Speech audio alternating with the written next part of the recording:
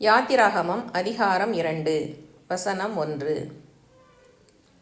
லேவியின் குடும்பத்தாரில் ஒருவன் லேவியின் குமாரத்திகளில் ஒருத்தியை விவாகம் பண்ணினான். வசனம் 2. அந்த ஸ்திரீ கர்ப்பவதியாகி ஒரு ஆண் பிள்ளையை பெற்று அது அழகுள்ளது என்று கண்டு அதை 3 மாதம் ஒளித்து வைத்தாள். வசனம் 3. அவள் அதை அப்புறம் ஒளித்து வைக்கக்கூடாமல் ஒரு நாணற்பட்டியை எடுத்து அதற்கு பிசினும் கீழும் பூசி அதிலே பிள்ளையை வளர்த்தி நதியோரமாய் நாணலுக்குள்ளே வைத்தாள். வசனம் 4. அதற்கு என்ன சம்பவிக்கும் என்பதை அறியும்படி அதன் தமக்கை தூரத்திலே நின்று கொண்டிருந்தாள். வசனம் 5. அப்பொழுது பார்வோனுடைய குமாரத்தி நதியில் ஸ்நானம் பண்ண வந்தாள். அவளுடைய தாதிகள் நதியோரத்தில் உலாவினார்கள். அவள் நாணலுக்குள்ளே இருக்கிற பெட்டியை கண்டு தன் தாதியை அனுப்பி அதை கொண்டு வரும்படி செய்தாள். வசனம் 6.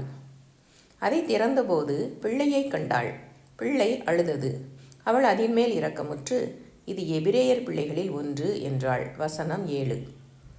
அப்பொழுது அதன் தமக்கை பார்வோனின் குமாரத்தியை நோக்கி, உமக்கு இந்த பிள்ளையை வளர்க்கும்படி எபிரேய ஸ்திரீகளில் பால் கொடுக்கிற ஒருத்தியை நான் போய் உம்மிடத்தில் அழைத்து கொண்டு வரட்டுமா என்றாள். வசனம் 8.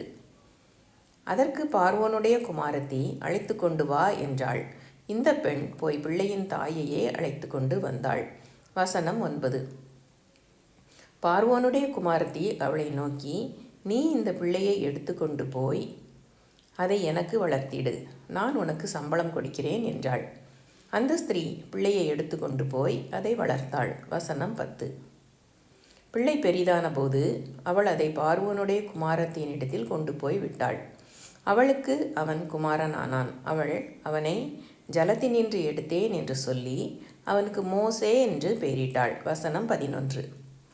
மோசே பெரியவனான காலத்தில் அவன் தன் சகோதரரிடத்தில் போய் அவர்கள் சுமை சுமைக்கிறதை பார்த்து தன் சகோதரராகிய எபிரேயரில் ஒருவனை ஒரு எகிப்தியன் அடிக்கிறதை கண்டு.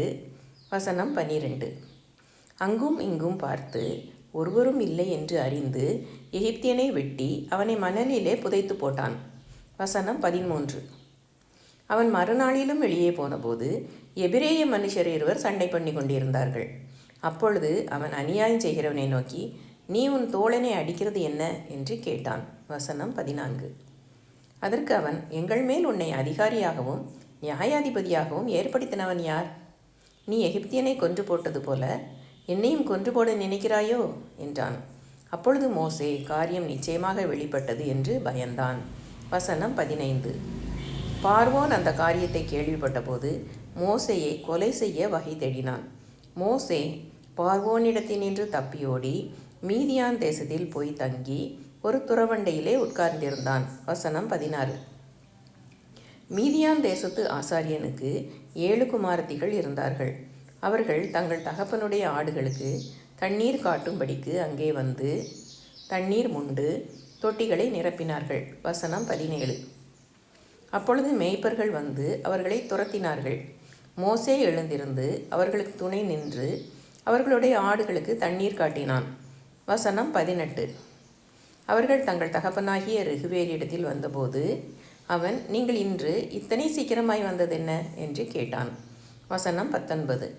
அதற்கு அவர்கள், எகிப்தியன் ஒருவன் மேய்ப்பரின் கைகளுக்கு எங்களை தப்புவித்து எங்களுக்கு தண்ணீர் மொண்டு கொடுத்து ஆடுகளுக்கும் தண்ணீர் காட்டினான் என்றார்கள். வசனம் 20. அப்பொழுது அவன் தன் குமாரத்திகளை பார்த்து, அவன் எங்கே? அந்த மனிதனை நீங்கள் விட்டு வந்தது என்ன? போஜனம் பண்ணும்படிக்கு அவனை அழைத்து கொண்டு வாருங்கள் என்றான். வசனம் 21. மோசே அந்த மனிதனிடத்தில் தங்கியிருக்க சம்மதித்தான். அவன் சிப்போராள் என்னும் தன் குமாரத்தியை மோசேக்கு கொடுத்தான். வசனம் 22. அவள் ஒரு குமாரனை பெற்றாள்.